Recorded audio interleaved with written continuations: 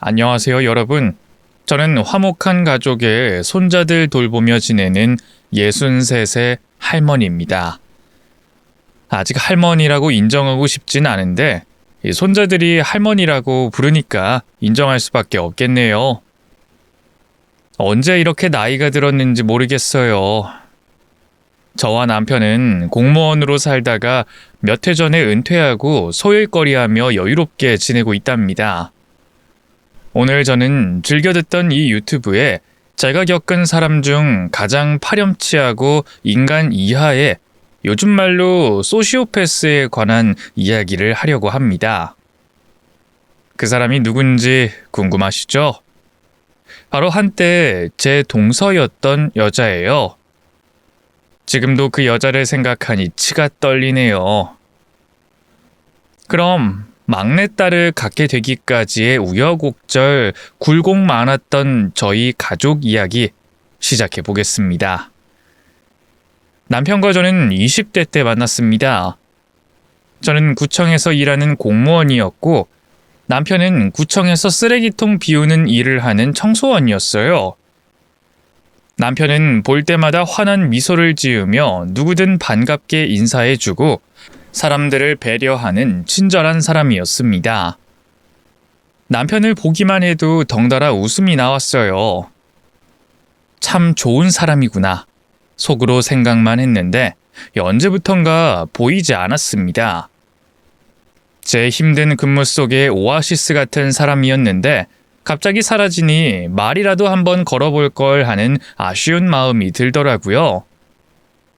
그리고 잊고 지내다가 1년 후쯤에 구청에서 말끔한 옷을 입고 있는 그 사람을 마주쳤습니다. 저도 모르게 오랜 친구처럼 반갑게 인사했어요. 안녕하세요. 그동안 뭐하고 지냈어요? 다시 일하시는 거예요? 반가워요. 남편은 잠시 놀란 표정을 지었더니 이내 그 특유의 사람 좋은 미소를 보이며 말했습니다. 저 알아보세요? 감사하네요. 맞아요. 저 여기에 일하러 다시 들어왔어요. 다시 청소 일하는 거예요? 아니요. 공무원 시험 합격했어요. 남편은 공무원이 되겠다는 의지를 다지기 위해 구청에서 청소 일을 했다고 말했습니다. 한참 대화를 나누다가 정신 차리고 보니 내가 너무 아는 체를 한 것 같아 민망해졌어요. 그리고 얼굴이 달아오르는 게 느껴졌습니다. 아, 그러시구나. 그럼 수고하세요. 네, 이금숙 씨도 힘내세요. 제 이름을 알고 있어서 화들짝 놀랐는데 사원증을 보고 안 것 같았어요. 그 이후로 구청에서 마주칠 때마다 반갑게 인사하며 지냈고 결국 연인 사이로 발전했습니다. 나는 나 혼자 짝사랑하는 줄 알았는데 당신이 먼저 말 걸어줘서 얼마나 기쁘던지. 연애하면서 알았지만 저 혼자 일방적으로 호감이 있던 게 아니라 서로에게 호감을 갖고 있었던 거예요. 만나면 만날수록 진국인 사람이었습니다. 저는 그때 20대 중반이었고 남편이 저보다 2살 연상이었어요. 사귀면서 점점 더 서로에 대한 믿음이 두터워졌고 1년간 연애 후에 결혼을 약속했습니다. 그리고 저희 결혼식장에 처음으로 서방님과 문제의 동서를 보고 인사를 나눴어요. 서방님 직업은 약사였고 참 올곧고 진중해 보이는데 그에 비해 동서는 첫인상부터 튀었습니다. 화려한 외모에 몸에 걸친 것들도 아주 비싼 것들 같았습니다. 말 안 하면 둘이 연인이라는 걸 모를 정도였어요. 남편이 서방님에게 물었더니 둘이 사귀는 사이라고 하더라고요. 왜 형한테 한번 말했잖아. 여기는 최옥이라고 내 여자친구야. 옥이야 인사드려. 우리 형이고 형수님이야. 안녕하세요. 두 분 결혼 축하드려요. 웨딩드레스 너무 예뻐요. 저도 내년쯤엔 이것보다 더 이쁜 걸로 입을 거예요. 그치 병호씨? 그 여자의 말에 서방님은 해벌쭉 웃으며 고개를 끄덕였습니다.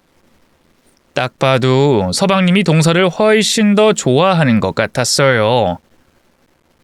그 당시에는 동서가 그냥 발랄하고 사교성 좋은 여자라고만 생각했습니다. 가면 뒤에 어떤 실체를 감추고 있는 줄 모르고요. 저희는 결혼 후에 가끔씩 넷이 만날 때가 있었습니다. 만날 때마다 동서는 제 수수한 옷차림에 딴지를 걸었어요. 언니, 아무리 공무원이라도 뭔 옷을 다 그렇게 무채색으로 입고 다녀요? 우환이 가득해 보여요. 누가 보면 장례식장 가는 줄 알겠네요. 아직 20대인데 아줌마 같잖아요. 아, 그런가? 아무래도 민원인 대하면서 일하고 있다 보니까 너무 튀는 건 못 입겠더라고. 오기 씨는 참 화려하게 옷 잘 입네. 그걸 말이라고 해요? 전 언니처럼 일 안 해도 되고 어디 얽매이는 게 없는 자유로운 영혼이잖아요. 당시 동서는 뚜렷한 직장이 없는 백수였습니다. 집안이 좀 사는 모양이더라고요. 자기 고집도 세고 자존심이 건드려지는 경우엔 불같이 화를 냈습니다. 그때는 저보다 나이도 3살 어린 동서를 이해하려고 애썼어요. 불쾌한 일이 있어도 부잣집 막내딸처럼 구는 동서를 그냥 귀엽게 봐주고 넘겼습니다. 아무튼 저희 부부는 결혼하고 얼마 되지 않아 임신하고 다음 해에 아들을 낳았어요. 제가 첫째를 낳던 그 시기에 서방님과 동서의 결혼식이 있었습니다. 서방님 결혼식 날짜쯤 제가 아이를 낳는 걸 모두 알고 있었어요. 그래서 남편이 좀 더 미루자고 했지만 동서의 고집으로 굳이 그 날짜에 결혼식을 잡은 겁니다. 좀 미뤄주지. 안 돼요. 그날이 딱 손 없는 날이라니까요. 형님이 애를 일찍 낳을 수도 있잖아요. 가봐야 아는 거죠. 두 분 참 금슬 좋으신가 봐요. 벌써 애를 갖고. 아니면 그냥 오지 마세요. 안 오셔도 돼요.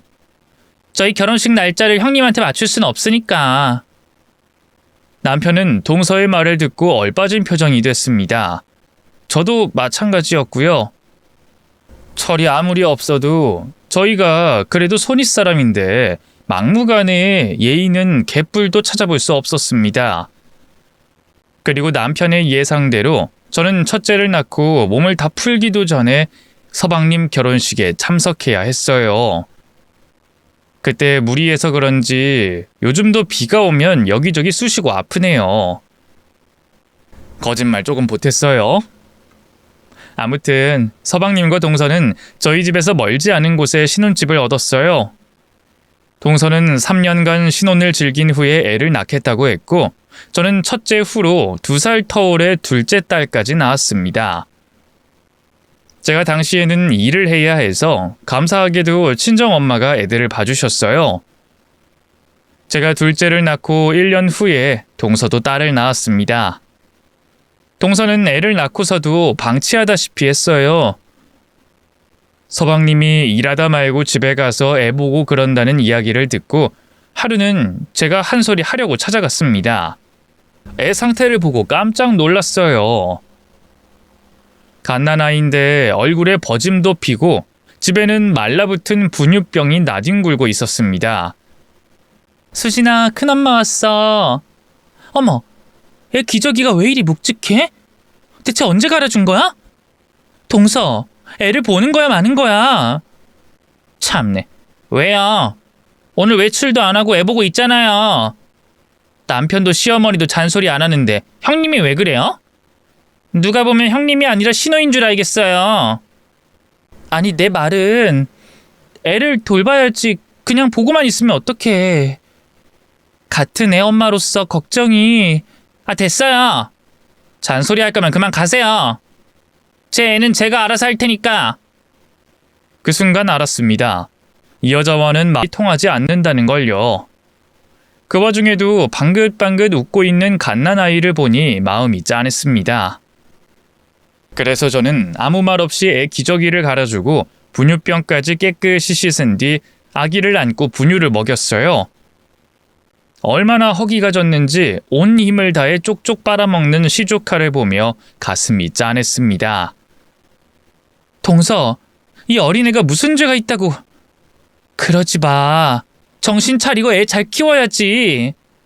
아우, 자꾸 잔소리 할 거면 형님이 얘 데려다가 키우시든가요. 전 상관없으니까. 애를 동네 개만도 못하게 구는 동서를 보며 말문이 막혀버렸어요. 그날의 사건을 남편에게 알렸고 남편은 서방님에게 혼을 냈습니다. 하지만 바보처럼 보일 만큼 서글서글했던 서방님은 동서에게 꽉 잡혀 사는 것 같았어요. 서방님 뭘 하셔? 아휴, 한심한 자식. 보모라도 드리겠대. 재수씨가 그러자고 했다네. 멀쩡하게 집에 있는 여자가 무슨 보모를 쓴다는 건지. 난 동서한테 두 손 두 발 다 들었어. 말이 통하지가 않아. 자기 말이 다 맞대. 하는 짓도 지 멋대로인데 뭐. 몰라, 신경 쓰지 말자. 그래, 걔들 생각하면 화딱지만 나니까 우린 우리 가족이나 생각하자고. 지들이 알아서 하겠지.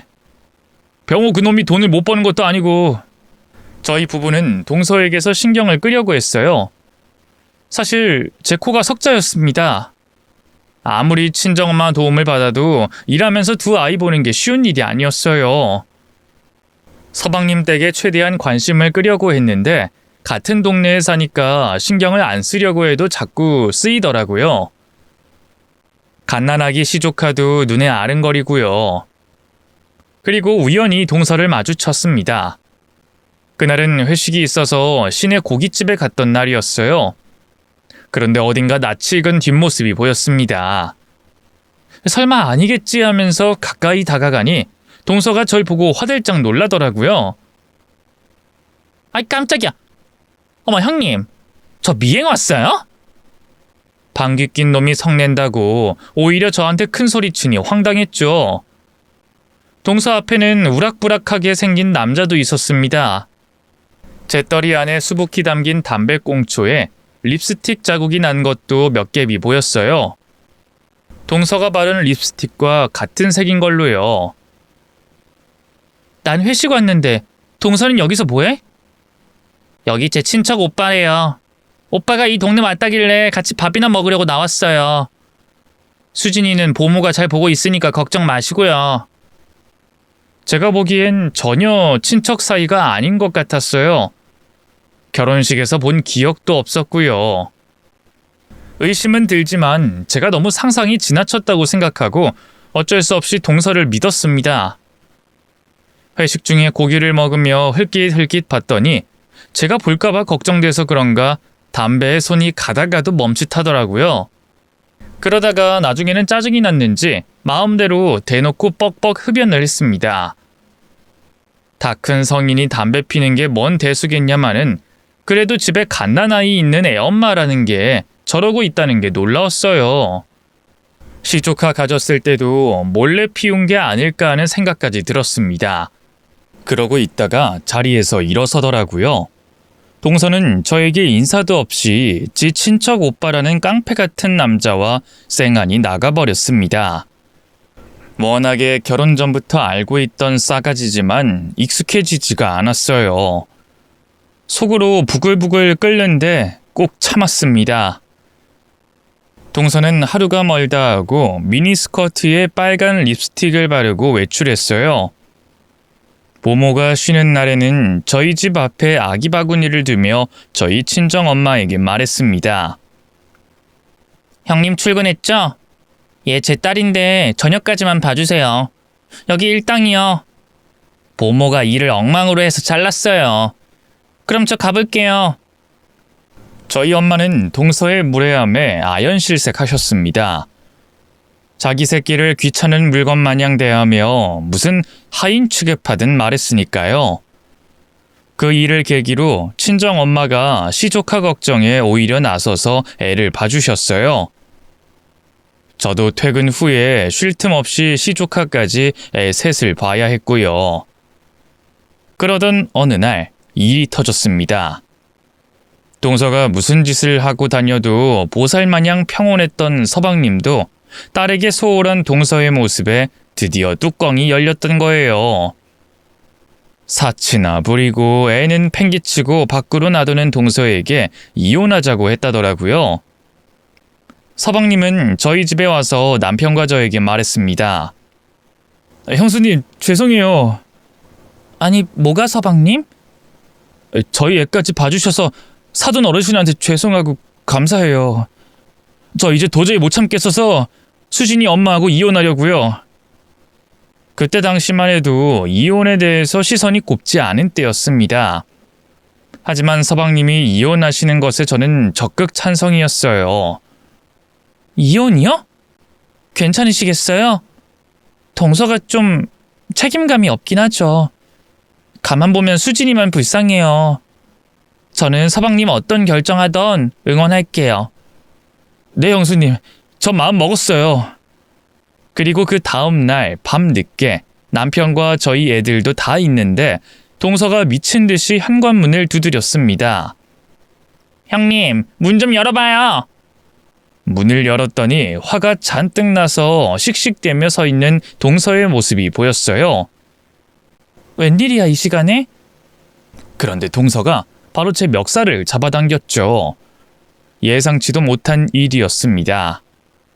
왜 이래 이거? 형님이 병호 씨한테 이혼하라고 부추겼어요? 내 말이면 사족을 못 쓰던 사람이 왜 갑자기 이혼하자고 해요? 형님, 같은 여자로서 제 걱정은 안 돼요? 그걸 본 남편이 다가와 뜯어 말리며 큰 소리 쳤어요. 아니, 재수씨, 이게 무슨 짓입니까? 아무리 경우가 없어도 그렇지. 병호 걔가 부추긴다고 그런 결정을 함부로 할 애예요? 이혼당하기 싫으면 아내로서 엄마로서 도리를 다 하든가. 남편의 기세에 움찔한 동서는 꺽꺽 소리를 내며 눈물 연기를 펼쳤습니다. 저도 살아보려고 그랬어요. 저희 친정 다 망했어요. 창피해서 말은 못하겠고 친정 빚이라도 갚아주려고 공장도 다니고 미용실 청소도 하고 그래서 나간 거예요. 아무도 내 맘은 몰라주고 이거 억울해. 하마터면 저도 깜빡 속아 넘어갈 뻔했지 뭐예요. 우는 신용은 하는데 눈물은 한 방울도 나지 않았습니다. 부잣집 딸내미라는 것도 믿을 수가 없었어요. 그리고 잠시 후에 서방님이 와서 몇 번씩이나 죄송하다고 하며 동서를 데려갔죠. 남편도 저도 황당하고 어처구니가 없었습니다. 여보, 재수씨 저 말 다 진짜야? 쇼하는 거지. 설사 진짜라고 해도 자기 가정 돌보면서 친정 도울 수도 있잖아. 말 같지도 않은 핑계 대고 있어. 이제 나도 동서 생각하면 머리가 지끈지끈 아파. 신경 끄고 싶어. 동서는 아무 일 없었던 듯 뻔뻔하게 저희 집에 또 애를 맡기더라고요. 그쯤 되니 황당해서 헛웃음이 나올 지경이었죠. 다행인 건 애들이 순둥순둥해서 키우는데 그리 어렵진 않았습니다. 제 아들과 딸은 친척 동생을 무지하게 아꼈어요.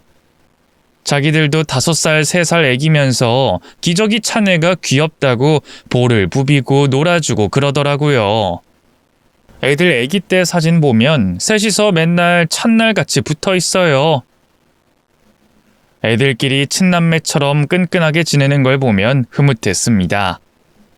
그런데 큰아들이 초등학교 5학년 때 저희 가족은 다른 지역으로 이사를 가게 됐어요. 남편과 제가 다른 지역으로 발령을 받아서 안 갈 수가 없었죠. 저희 가족이 이삿짐을 싸기 시작하면서부터 시조카 수진이는 눈에 띄게 불안해 보였습니다. 그리고 가지 말라고 떼를 썼어요. 언니, 오빠 가지 마. 큰엄마, 큰아버지 그냥 여기서 계속 살면 안 돼요?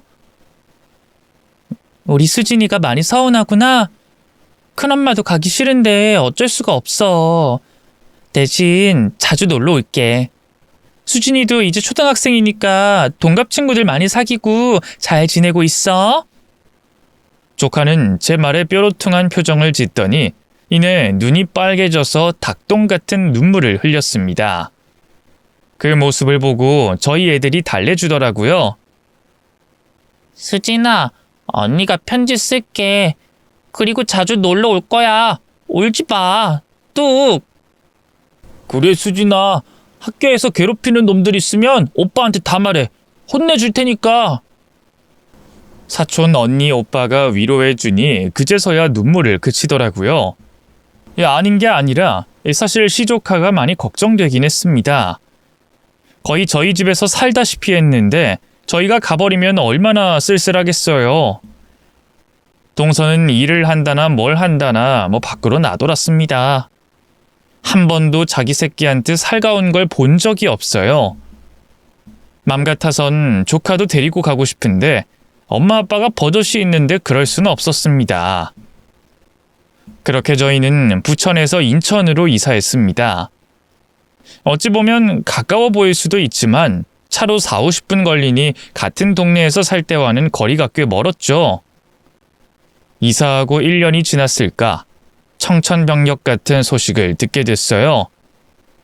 서방님이 심장마비로 돌아가신 겁니다. 건강하던 사람이 갑자기 심장마비라니 믿을 수가 없었죠. 병원에 가서야 돌아가신 게 실감이 나서 남편도 저도 펑펑 울었습니다. 울면서 동서를 봤는데 아무 표정도 없었어요.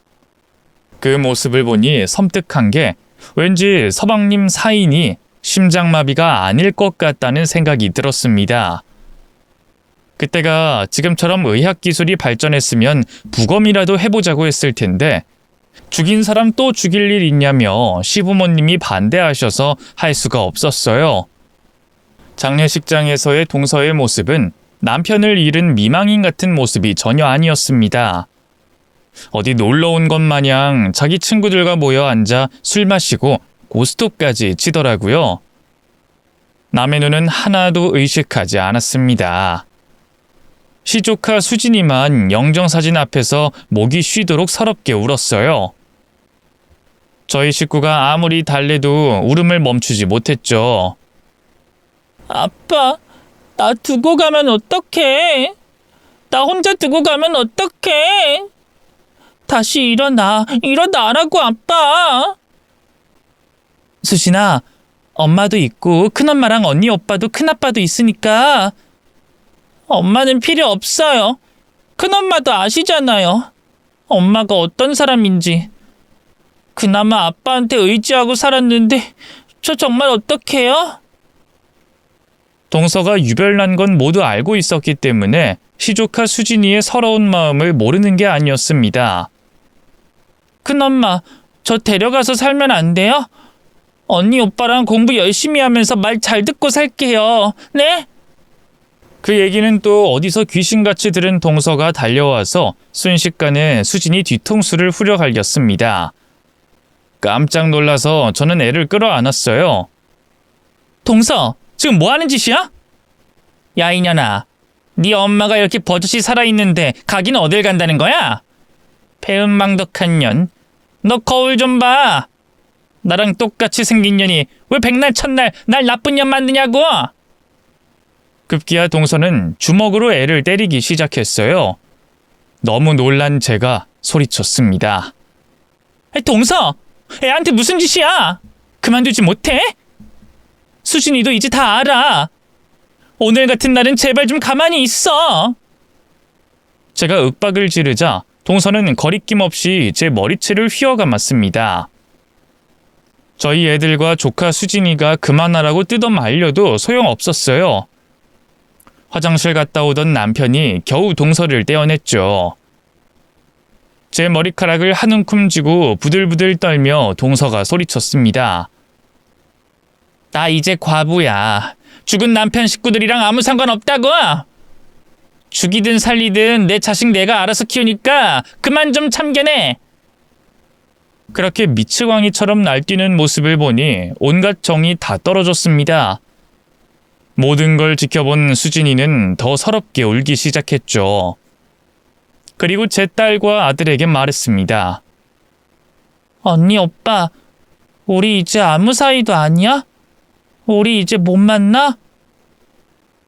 아니야 수진아, 우리가 왜 못 만나. 네 엄만 몰라도 수진이 넌 엄연히 우리 가족인데. 언니랑 오빠가 너 보러 자주자주 올 테니까 걱정하지 마. 그 말을 듣고서야 시조카는 울음을 그칠 수 있었습니다. 그 후로 제 자식들은 시간이 날 때마다 수진이를 보러 가자고 했어요. 동서 있을 때 만나면 분명 야단이 날 테니 저희는 무슨 007 작전하듯이 몰래 만났습니다. 그리고 밖에서 애들 좋아하는 피자와 햄버거를 사주고 제 딸 승희가 입었을 때 작은 옷을 수진이에게 줬어요. 저희 딸은 통통한 편이었는데 수진이는 날씬했거든요. 저희가 주는 옷이 아니면 동서 그녀는 애 옷을 사주는 법이 없었습니다. 애들이 사춘기에 들어서고 나서는 수진이 만나러 가는 횟수가 줄어들었어요. 사춘기 때는 아무래도 가까운 곳에 사는 친구들과 더 잘 어울렸죠. 그리고 공부하느라 시간이 없었습니다. 애들이 안 간다고 해도 저와 남편은 꼭 수진이를 만나러 주기적으로 갔어요. 수진이도 사춘기를 맞은 건지 애가 점점 말수가 줄어들어서 걱정이었습니다. 수진이 요즘 뭐 힘든 거 있어? 고민 있으면 큰엄마한테 다 털어놔. 아니에요. 큰엄마, 큰아빠. 아, 맞다. 엄마 재혼했어요. 엄마가 저 낳은 거 후회한다면서 애는 안 갖기로 했대요. 뭐? 재혼을 해? 우리한테 카타부터 말도 없더니. 아빠 장례식 후에 바로 같이 살았어요. 그래? 큰엄마랑 큰아빠가 어떤 사람인지 한번 만나봐야겠네. 제가 그렇게 말하자 조카가 손살에 치며 당황했죠. 괜찮아요. 아저씨 착하고 저한테 잘해줘요. 안 만나셔도 돼요. 그래도 봐야 정말 괜찮아요. 애가 왜 그렇게까지 질색을 하는지 당시엔 몰랐어요. 한참 뒤에야 그 년놈들이 조카를 못살게 괴롭힌다는 걸 알았습니다. 알았어. 다음에는 언니 오빠랑 같이 올게. 걔들도 오고 싶어 했는데 숙제가 워낙 많아서. 큰엄마가 준 사진기는 잘 쓰고 있어? 네. 공원 가서 꽃도 찍고 나무도 찍고 멋진 건물도 찍어요. 정말 재밌어요. 워낙에 뭘 먼저 사달라고 하는 법이 없었는데 어느 날 필름 카메라가 갖고 싶다고 해서 좋은 걸로 하나 사줬습니다. 나중에 들어보니 조카의 유일한 탈출구가 사진 찍는 일이었더라고요. 전공도 그쪽으로 살려서 지금도 프리랜서 사진작가 일을 하고 있습니다. 아무튼 당시에 저는 시조카가 그래도 사춘기를 잘 견디고 있다는 생각을 했어요. 조카 말로는 동서도 정신 차렸다고 하고 새아빠도 괜찮은 사람이라고 하니 의아하면서도 안심이 됐습니다. 그런데 어느 날 밤 늦게 현관문을 두드리는 소리에 잠에서 깼어요. 나가보니 머리에는 피를 흘리고 온몸에 멍이 든 수진이가 서 있었습니다. 애 꼴을 보고 기절할 듯 놀랐어요. 어머 수진아. 큰엄마. 너 꼴이 왜 이래? 무슨 일이야? 누가 이랬어? 엄마랑 새아빠가. 들어보니 정말 가관이었습니다. 애만 혼자 두고 퍽하면 외박하고 조카는 매일 컵라면을 끓여 먹으며 지냈다더라고요. 게다가 저희가 조카에게 달마다 준 용돈도 싹 다 훔쳐갔더래요. 그 일로 너무 화가 나서 조금 대들었더니 그 꼴을 만들어 놨더라고요. 그 돈이 어떤 돈인데. 동서 도저히 안 되겠다. 이거 엄연히 가정폭력이야. 큰엄마랑 경찰서 가자. 우선 병원에 가서 진단서와 소견서를 받고 경찰서에 신고하러 갔습니다. 화가 머리끝까지 난 상태였어요. 형사님, 애 상태 좀 보세요. 이게 다 친엄마가 이랬답니다. 이게 말이 돼요? 잠시만요. 최옥이 이 사람 절도 전과가 3건이나 있네? 기물 파손에 뭐... 아유 참나. 며칠 전 보험사에서 행패도 부렸네. 보험사요? 예. 그 남편 죽고 사망보험금 타러 갔는데 안 준다고 거기서 난동 피운 모양이에요. 형사의 말을 듣고 저는 깜짝 놀랐습니다. 동서가 범죄까지 저지를 줄은 몰랐거든요. 게다가 서방님에게 사망보험이 있었고 남편이 죽길 기다렸다는 듯이 보험금을 찾으러 갔다는 것도 소름 끼치도록 끔찍했습니다. 그런데 더 놀란 건 수진이는 자기 엄마가 그러고 다닌 걸 다 알고 있는 듯이 아무 반응이 없었다는 거예요. 그 자리에서 제가 난리치면 수진이에게 더 상처일 것 같아서 저는 더 이상 아무 말도 하지 않았습니다.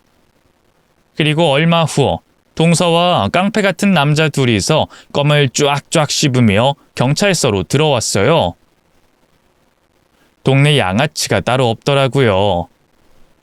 자기 엄마를 보고 조카는 무서워서 덜덜 떨었습니다. 동서는 절 보자마자 껌을 퇴하고 불량하게 뱉더니 말했어요. 아이 귀찮게. 또 형님. 아니 당신이야? 제발 우리 일에 신경 좀 끄라고. 언제까지 나댈 거야?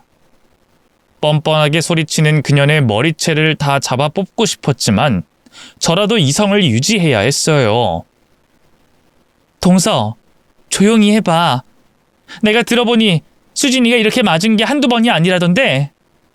이거 다 아동학대 범죄인 거 알지? 참나 웃기지도 않네. 얘가 잘못했으니까 엄마로서 매를 든 거지. 이게 무슨 죄가 돼? 딱 봐도 사이즈가 나오니까 경찰이 더는 못 참고 동서에게 소리 질렀습니다. 저기요, 조용히 하세요. 뭘 잘했다고 경찰서까지 와서 큰 소리치고 야단이야? 누가 훈육한다고 자기 자식을 전체 육진화밖에 합니까? 조용히 계세요. 경찰의 말에는 깨갱하더라고요. 조카는 엄마와 따로 살고 싶다고 애원했습니다. 저도 미친 동서에게서 조카를 떨어뜨리고 싶었어요. 동서가 동의했고 성인이 될 때까지 저희 가족이 조카를 돌보기로 했어요. 저희 집에 지내면서 조카는 얼굴에 활기를 되찾아갔습니다. 카메라로 사진도 많이 찍어줬어요. 동서는 그 후로 연락을 뚝 끊어버렸습니다. 시간은 흘러 조카가 고3이 됐어요. 대학에 들어가라고 했지만 굳이 안 간다고 고집을 피웠습니다. 그 모습을 보고 제 딸이 말했죠. 야, 너 머리도 좋은데 왜 안 가? 가. 사진 전공으로 가면 되잖아. 대학교가 얼마나 재밌는 줄 알아? 미팅도 하고 언니가 소개팅도 시켜줄게. 너는 대학 가서 고작 남자애들이나 만나고 다녀? 아, 엄마. 1학년 때까진 괜찮아요. 웃으며 저희 얘기를 듣고 있던 조카가 말했어요. 아니야, 언니. 난 우리나라 대학 말고 돈 벌어서 외국으로 갈 거야. 거기서 학교 졸업하고 눌러 살 수도 있고. 뭐? 수진이 너 외국 가서 살려고? 언제부터 그런 계획을 세웠어? 여기서 살기 싫어서 그런 게 아니에요, 큰엄마. 더 넓은 곳에서 새로운 경험하면서 자유롭게 살아보고 싶어요. 그러더니 고등학교 마지막 겨울방학 때부터 여기저기 아르바이트하러 다녔습니다. 저희가 도와준다고 해도 이제 성인이니 자기 일은 자기가 해결하겠다며 거절했어요. 남에게 해끼치며 사는 지 엄마를 봐서 그런지 애가 생각이 많았습니다. 그렇게 한국에서 일도 하고 모임에서 만난 사람들과 사진도 찍으러 가고 그러더라고요. 그리고 마침내 22살이 되고 나서 본인이 원하는 대로 외국 유학을 가게 됐죠. 참 대견하기도 하고 미안하기도 했습니다. 우리 수진이 걱정돼서 어떻게 보내나. 에이, 큰엄마, 큰아빠, 저 이제 다 컸어요. 전액 장학금 받으면서 학교 다니는 건데 뭐가 문제예요. 저 열심히 배우고 훌륭한 사람 돼서 올게요. 화상 전화 많이 할 테니까 걱정 마세요. 그래, 그 먼 이국 땅에 가서도 우리 수진은 잘할 거야. 큰엄만 믿어. 시조카가 저희 네 식구의 배웅을 받으며 미국 유학길에 올랐습니다. 혼자서 바리바리 싸들고 가는 뒷모습을 보니 짠해서 눈물이 나오더라고요. 엄마 울어? 울긴 뭘. 눈에 먼지가 들어갔나? 엄마, 저 군대 갈 때도 안 울었잖아요. 섭섭하네. 아들이 분위기를 바꾸려고 그렇게 농담을 건넸습니다. 저희 가족 모두 수진이를 응원했어요. 미국에서 유학하면서도 주기적으로 연락도 하고 생필품도 소포로 보내주고 했습니다. 미국에 간 지 1년 만에 무슨 대형 프로젝트에 참여하게 됐다면서 행복하다며 환하게 웃었습니다. 미국에 가서 좋아하는 걸 배우니 한층 더 밝아졌더라고요. 조카는 거기서 대학 졸업 후에 먼 잡지 회사의 사진작가로 취업했습니다.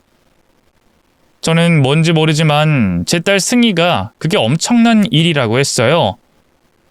엄마, 수진이 대단하다. 그 많은 사람들을 제끼고. 우와, 거기가 세계적으로 유명한 잡지 회사거든요. 수진이 정말 멋있다. 아유, 그래? 아이고, 야무지게 하더니 결국 해냈네. 우리 수진이. 제 아들은 대기업 연구원으로 취업을 했고 31살에 같은 일 하는 며느리 만나서 결혼했습니다. 그때 정말 오랜만에 조카가 한국으로 들어왔어요. 동서한테는 따로 연락을 안 했는데 어떻게 알고 식장에 찾아왔더라고요.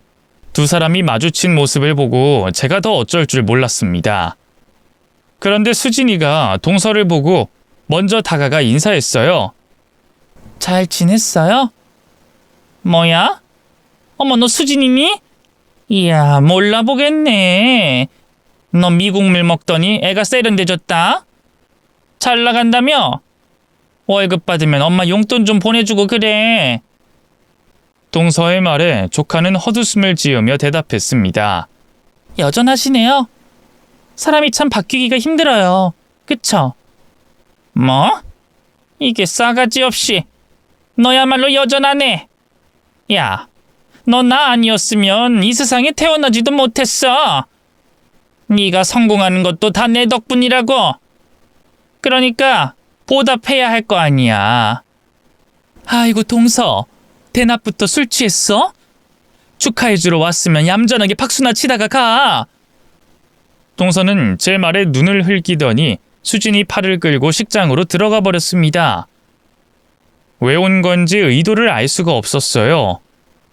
지 딸이 올 줄 알고 벼르고 온 것인지 혼주석 가까운 곳에 앉은 동서는 오랜만에 만난 딸에게 이런저런 많은 이야기를 일방적으로 하는 것 같았습니다. 걱정돼서 뒤돌아보니 애가 기가 다 빨린 얼굴이었어요. 그리고 필요한 자리에서 시조카 수진이가 자기 엄마랑 하룻밤 지내겠다고 했습니다. 엄마랑 오랜만에 만났으니까 제 호텔방 와서 같이 있기로 했어요. 호텔을 잡아놨어? 난 하루만 자고 집에 올 줄 알았는데. 큰엄마 속상하세요? 저 앞으로 2주는 한국에 있으니까 걱정 마세요. 내일 모레 갈게요. 그때부터는 쭉 큰엄마랑 있을 거니까 귀찮아하지나 마세요. 그 후에 동서는 인사는커녕 뒤도 안 돌아보고 갔고 저는 내심 또 무슨 짓을 하는 건 아닌지 잔뜩 신경 쓰였습니다. 하지만 이제는 제가 그럴 자격이 없다는 걸 받아들여야 했어요. 조카도 이제 어엿한 어른이니 알아서 할 텐데 제가 선 넘는 걸 수도 있겠다 싶더라고요. 그리고 그 다음날 저녁에 한상 차려놓고 기다리는데 조카에게 연락이 왔습니다. 큰엄마, 저 미국에 일이 생겨서 오늘 밤 비행기로 돌아가게 됐어요. 뭐? 왜 갑자기? 저도 속상해요. 다음에는 남자친구 데리고 올게요. 얼마 전에 만난 사람 있거든요. 아유, 아쉬워서 어쩌나? 조심히 가고 연락해. 네, 내년에 승희 언니 결혼할 때 또 올게요. 그렇게 조카는 미국으로 돌아갔습니다. 당시에 제 딸도 다음 연도에 결혼식이 있었거든요. 그리고 1년 뒤 딸 승희 결혼식에는 수진이가 말했던 남자친구를 데리고 왔습니다. 외국인일까봐 긴장했는데 한국 사람이었어요. 아주 키도 크고 건장하고 듬직하게 잘생긴 청년이었습니다. 제 딸 결혼식은 몰랐는지 문제의 동서 얼굴은 보이지 않았습니다. 동서가 안 올 걸 보고 안심이 됐어요. 아무튼 둘째 딸 결혼식을 잘 마치고 피곤했는지 집에 가서 뻗어버렸죠. 그리고 다음날 점심에 조카 전화를 받았습니다. 큰엄마, 저희 지금 갈게요. 큰엄마가 해주는 LA 갈비 진짜 먹고 싶어요. 얼른 와. 안 그래도 갈비랑 너 좋아하는 반찬 해놨어. 남자친구도 같이 오는 거지? 그럼요. 신혼여행 간 딸 빼고 온 가족이 모여서 북적북적했습니다. 그리고 도착한 수진이가 남자친구 소개를 해줬습니다. 자, 여러분. 이제 미혼으로 남은 건 저밖에 없네요. 저도 언니 오빠 바짝 따라가려고요. 여기 저랑 결혼할 남자예요. 인사드려. 안녕하십니까.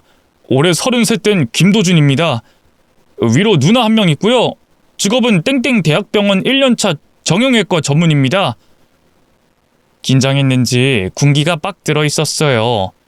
그 모습이 웃겼는지 제 아들이 군대식으로 장난쳤습니다. 그래, 쉬어. 아들 덕분에 다들 하하호호 웃었어요. 그리고 식사를 하면서 두 사람이 어떻게 만났는지 영화 같은 스토리를 듣게 됐죠. 이 사람이 레지던트 앞두고 휴가 겸 제가 사는 뉴욕으로 여행을 왔어요. 그때 우연히 피자 가게 앞에서 마주쳐서 한국 사람인 것 같아서 대화했죠. 그리고 서로 마음에 들어서 사귀기 시작했어요. 사실 제가 수진 씨한테 첫눈에 반했습니다. 우리 수진이가 어딜 가든 한미모 하지. 근데 수진이 남자친구도 한인물 하네? 아닙니다. 그리고 이제부터 편하게 김서방이라고 불러주세요. 그럴까? 네. 긴장이 풀리니까 아주 넉살이 좋더라고요. 성격도 괜찮아 보이고 저는 마음에 들었습니다. 한참 같이 식사하고 과일 디저트 먹으며 이야기꽃을 피우고 있는데 제 휴대전화가 요란하게 울렸습니다.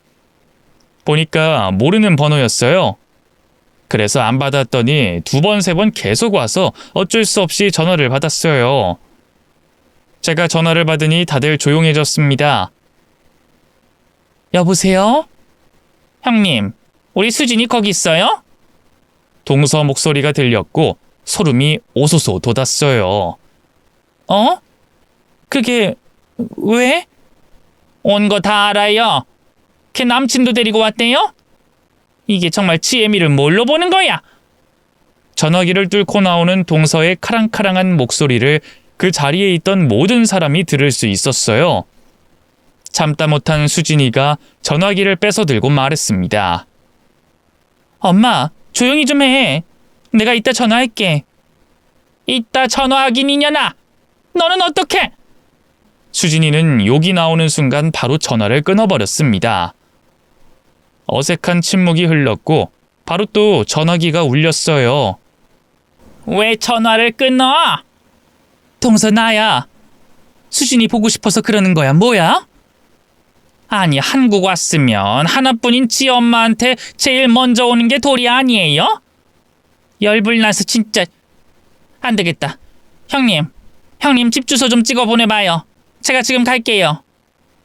그 말을 듣고 가족들을 돌아봤어요. 다들 주지 말라고 눈짓을 보냈는데 특히 수진이는 말없이 고개를 끄덕였습니다. 알았어. 주소 찍어줄 테니까 좀 점잖게 하고 와. 그래도 사위 처음 보는데. 깨름직했지만 주소를 보내줬고 금방 도착했더라고요. 인터폰으로 보니 예나 지금이나 똑같이 화려하고 조잡한 옷과 액세서리를 치렁치렁 입고 나타났습니다. 제 말을 귓등으로도 듣지 않은 거예요. 심호흡을 하고 문을 열어줬습니다. 동서는 들어오자마자 바닥에 과일 바구니 사온 걸 집어던지며 수진이에게 다가갔어요. 아이고 내 딸, 미국에서 오느라 고생 많이 했지? 자네가 내 딸 수진이랑 결혼한다는 그 의사야? 설마 사기치는 거 아니지? 예. 수진이한테 말씀 많이 들었습니다. 이렇게 뵙게 될 줄은 몰랐네요. 동서의 막무가내에 당황한 줄 알았는데 차분하게 대답해서 모두 놀랬습니다.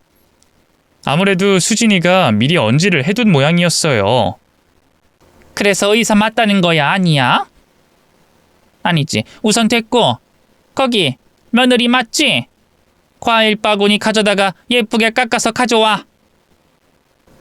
무슨 남의 며느리를 총부리듯이 부려먹어. 됐어, 내가 할게. 아니에요, 어머님. 저랑 같이 하세요. 며느리와 아들이 부엌으로 따라와서 과일 깎는 걸 도와줬어요. 눈짓하며 아들이 물었습니다. 엄마, 저 여자가 여길 왜 왔대? 귀신같이 알고 왔네? 저 여자가 뭐냐? 그래도 작은 엄마인데. 어머님, 저 사람 정말 질 나빠 보이는데 저대로 둬도 될까요? 수진 씨 곤란할 것 같은데. 아니나 다를까 며느리 말대로 동서는 아무 거리낌 없이 나오는 대로 말하고 있었어요. 그래서 땡땡대병원 청형외과라고? 청형외과가 웬 말이야? 이왕이면 피부과나 치과로 가지. 그게 돈 쓸어 담는 건 몰라? 돈도 못 버는 대학병원 나오고 따로 개원해. 동서의 말에 의연했던 김서방도 눈동자가 흔들리기 시작했습니다.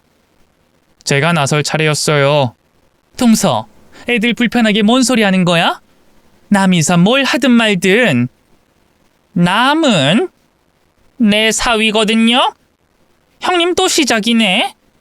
아직도 오지랖 부리는 병 못 고쳤어요? 내 딸이에요. 형님은 이제 좀 빠져요. 내가 사위 덕 보겠다는데 왜 야단이야? 그렇게 배 아파? 동서가 고함을 질렀고 다들 화가 나서 어쩔 줄 몰랐습니다. 그 상황에서 더 난동을 피울까봐 제가 동서를 달래려고 애썼어요. 아니 동서, 우리 조용히 말하자. 좋은 날 좋은 자리에 왜 이렇게 소리를 질러? 누가 동서 수진이 엄마 아니래? 내가 미안하게 됐네. 좀 차분하게 얘기해. 예비 사위도 왔는데. 그러니까 내 사위고 내 딸인데 형님이 무슨 상관이냐고요? 며느리도 있고 아직 결혼도 안 한 예비 조카 사위도 있는데 제 체면이 말이 아니었습니다. 어떻게든 좋게 좋게 해결하려고 했는데 말이 통하는 여자가 아니었어요. 어쩔 줄 모르고 있는데 수진이가 저에게 말했습니다. 큰엄마, 저 여자랑 상종하지 마세요. 무슨 염치로 엄마라는 말을 해? 나가요. 나만 괴롭히면 됐지. 여기까지 와서 이게 무슨 행패야? 당신이 내 엄마라고? 양심 있는 거야? 옛날 일 다 잊었어? 당신이 무슨 내 엄마야? 큰엄마, 이 여자 미친 여자니까 신경 쓰지 말고 그냥 우리 나가요. 나가서 차나 마셔요. 자존심이 제일 중요한 동서는 수진이 말을 듣고 괴물로 변했습니다. 밥상을 뒤엎고 자기 딸 머리채를 낚아채더니 사정없이 흔들며 고함을 질렀어요. 야 이년아, 뭐라고? 다시 말해봐. 이게 진짜 지 엄마를 뭘로 알고? 의사 사위 옆에서 쪽팔리게? 내가 낳았는데 내가 네 엄마지 싸가지 없이. 이 여자? 인연이 이거 덜 맞았구나. 어릴 때 봐주지 말고 잡아 촉 쳤어야 됐는데. 그만해. 당신이 그렇게 좋아하는 돈 다 줬잖아. 나보다 돈이 더 소중하다며. 그래서 우리 그만 괴롭히라고 내가 미국에서 뼈 빠지게 번 돈 다 보내줬잖아. 다시는 안 나타나기로 했잖아. 왜 약속을 어겨? 그년이 수진이한테서 돈을 뜯어갔던 모양이에요. 근데 예비 사위가 의사인 걸 알고 눈이 빨개져서 뭐라도 뜯어먹으려고 파렴치하게 또 나타난 거였습니다. 온갖 걸 다 집어던지고 난동 피우는 동서를 말리는 상황에서 조카도 저도 며느리도 온몸에 멍이 들었어요. 조카는 바닥에 깨진 유리병에 베어서 피가 철철 났습니다. 그러는 사이 경찰이 집으로 도착했어요. 그만두세요. 머리카락 놓으세요. 경찰을 본 동서는 주저앉아 대성통곡하며 쇼를 했습니다. 아이고 형사님, 이게 제 딸년인데요. 저를 인간 취급도 안 하네요. 그런 동서에게 지지 않고 수진이가 말했습니다. 이 와중에도 거짓말이 나와? 형사님, 이 사람 제 엄마 자격 눈꼽만큼도 없는 사람이에요. 이 사람이 얼마나 악랄하게 학대했는지 몰라요. 근데 다 커서까지 저를 괴롭히네요. 여기 제가 영상도 찍었어요. 제 며느리가 맞으면서도 야무지게 영상을 찍어놨더라고요. 그 영상을 보여주고 저희는 치료받으러 병원에 갔죠. 동서는 바로 경찰서에 끌려갔습니다. 병원에서 치료를 받다가 수진이가 울먹이며 말했어요. 저 끔찍한 여자한테 평생 못 벗어날 것 같아요. 저 어떻게 살아요? 결혼하지 말까 봐요. 큰엄마가 제 친엄마였으면 좋았을 텐데. 그럼 내 친딸하면 되지. 저 여자 안 변해. 아주 법적으로 연을 다 끊어버리자. 수진이 너 내 딸 아니라고 생각한 적 한 번도 없어. 정말요? 저 큰엄마 딸 해도 돼요? 저 진짜 막내딸 해도 돼요? 저 입양해주세요. 저 여자 그늘에서 벗어나고 싶어요. 언니, 오빠, 큰아버지까지 모두 동의해주시면 바로 진행할게요. 그래, 넌 내 딸이야. 뭐든 다 해. 우리는 무조건 수진이 편이니까. 그 후로 수진이와 저희 가족은 변호사를 만나고 여기저기 바쁘게 다녔습니다. 친모가 있는 다 큰 성인이 입양 오려면 준비해야 할 게 많았어요. 친모가 입양에 동의하지 않는 이상 그 여자가 남보다 못 살게 군 걸 입증해야 했습니다. 법적인 친모 자격을 박탈하기 위해 수진이는 동서, 아니 그 미친년이 학대하고 방임하고 괴롭힌 모든 증거를 제출했어요. 어릴 때 쓴 일기, 녹음, 맞은 사진 등이 포함돼 있었습니다. 그 어린 게 자기 몸에 난 상처들을 사진 찍으며 얼마나 두려움에 떨었을지 생각하니 가슴이 찢어지는 듯 아팠어요. 그런 증거를 남기는 애 마음이 어땠겠어요. 제 엄마에게 복수하기 위해 모아둔 게 이제서야 효력을 발휘한 거예요. 그리고 그제서야 저도 알았습니다. 조카는 예전부터 가족이 되고 싶었던 것을요. 저희는 데려오고 싶어도 방법을 몰랐는데 그 똑똑한 것이 그렇게 철저하게 준비를 해둔 것에 미안하기도 하고 고마웠습니다. 입양 준비를 하면서 그 여자가 사기 범죄까지 저지르고 다닌 사실도 드러났어요. 많이도 해먹었더라고요. 얼마 후 저희는 막내딸 입양을 위해 법정에 섰습니다. 법정에 설 때마다 그 여자가 소란을 피워서 몇 번이나 미뤄졌어요. 꿋꿋하게 입양 절차를 진행하려고 하니 그제서야 저희 앞에 무릎 꿇고 손이 발이 되게 빌었습니다. 형님, 수진아, 내가 다 잘못했어. 아무리 그래도 어떻게 천륜을 끊으려고 그래? 엄마가 평생 반성하면서 살게. 이제부터는 내 딸한테 누구보다 잘할 거야. 수진아, 그만해. 이게 말이 돼? 친엄마가 버젓이 있는데 다 큰 놈이 입양을 간다는 게. 난 이제까지 당신이 내 엄마라고 생각한 적 단 한 번도 없어. 내가 지금 당신처럼 당신 앞에서 빌었던 거 기억나지? 때리지 말라고, 살려달라고 울며불며 빌었는데 그때 뭘 했어? 나 같은 거 딸로 둔 적 없다고, 태어나지 말았어야 했다고 소리치면서 온몸에 멍이 들게 잡히는 대로 때렸잖아. 그 트라우마 때문에 죽고 싶었던 게 한두 번이 아니야. 그때마다 내 손 잡아준 게 여기 큰엄마라고. 그 말을 다 듣고 울컥해서 속절없이 눈물이 났어요. 판사도 심각하게 수진이가 하는 말을 듣는 것 같았습니다.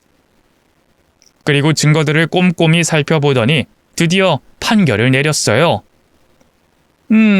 최옥이 씨. 네, 판사님. 최옥이 씨가 딸에게 평생 저지른 짓으로 징역을 선고하면 얼마나 받을 것 같아요? 네? 그야 6개월이요? 참 뻔뻔하시네요. 100년이 넘어요. 아직도 반성이 없는 것 같네요. 박수진 씨. 네, 판사님. 지금부터 박병철 씨와 이금숙 씨의 자녀가 되셨습니다. 판결을 듣고 저희 가족 모두 울다가 뛸 듯이 기뻤어요. 쌍욕을 내뱉고 있는 건 평생을 상스럽게 산 그 여자뿐이었습니다. 그 후에도 한때 동서였던 그 악마 같은 여자는 사기, 도박 등으로 소송이 진행됐어요. 얼마나 많은 사람에게 피해를 주고 산 건지 사회에 악이 따로 없었습니다. 제 막내딸 수진이는 미국 생활을 정리하고 한국으로 돌아왔어요. 그리고 결혼식을 올렸습니다. 당연히 혼주석에는 저와 남편이 앉았어요. 만감이 교차해서 첫째, 둘째 보낼 때보다 훨씬 많은 눈물을 흘렸습니다. 그 이후로는 울지 않고 있어요. 매일이 웃을 날 뿐이니까요. 지금은 막내딸이 자기 일도 열심히 하고 가정도 잘 챙기며 사는 모습을 보면 참 제 딸이지만 멋있습니다. 비록 손주는 제가 자주 돌보고 있지만요. 남매들끼리 서로 왕래하면서 손주들 이야기 나눌 때면 가끔 신기합니다. 제 눈엔 마냥 어린 아이들로 보이는데 언제 저렇게 다 커서 자기 자식들을 낳았나 싶어서요. 근데 요놈들이 지 새끼들을 죄다 저한테 갖다 맡기는 게 문제네요. 말은 이렇게 해도 전 요즘 귀여운 손주들 보는 맛으로 삽니다. 은퇴하고 애들이 해준 공기 좋은 전원주택에서 손주들 보고 밭도 일구고 좋은 경치 보다 보면 다른 게 아니라 이게 행복이구나 싶어요. 저와 남편은 3명의 자식, 손주들과 앞으로도 소소한 행복 느끼며 잘 살아가 보겠습니다. 여기까지 저희 가족의 긴 이야기 들어주셔서 정말 감사해요. 모두들 건강하시고 행복하세요.